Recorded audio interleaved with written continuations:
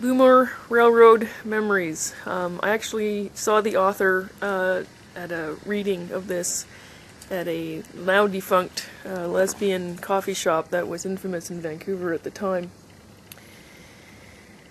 I had no intention of ever drinking on the job. To my mind, the railroad was an opportunity to dry out a little.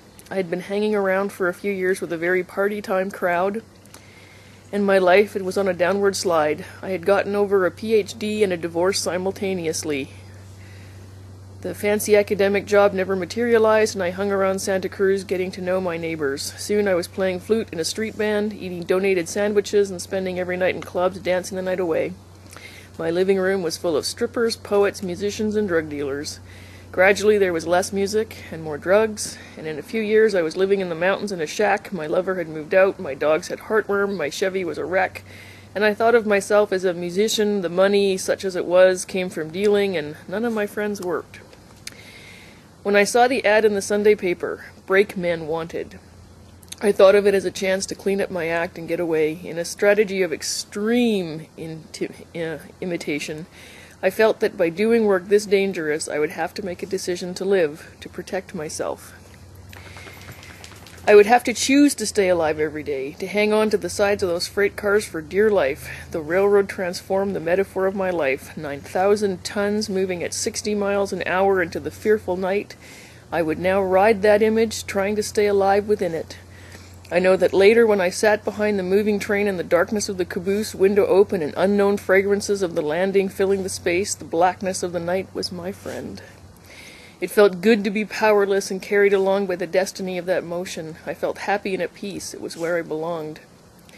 The railroad didn't believe in lengthy formal training. They offered a 2-week class that covered a book of rules, a 300-page document with a dual purpose: to keep trains from running into one another and to prevent any situation which the company might get sued. Rules of the road that you had to learn were mixed in with the rules that you had to ignore in order to get the work done. But you had to know that you were ignoring a rule so that in winter, when the officials came time to sneak around the testing, you could work by the book.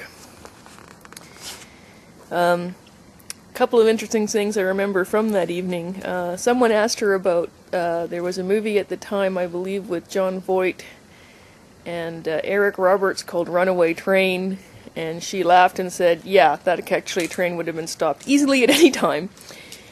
And the interesting thing that was that she was one of the first women, and that affirmative action window closed very quickly after that, to get into the railroad industry, and one of the few lesbians who was in that environment. And the interesting thing she said was that all of her heterosexual male co-workers rushed to buy the book because they wanted their families to understand the nature of the job and why they did it and what it was like. And this was the first book that allowed them to understand that. So this video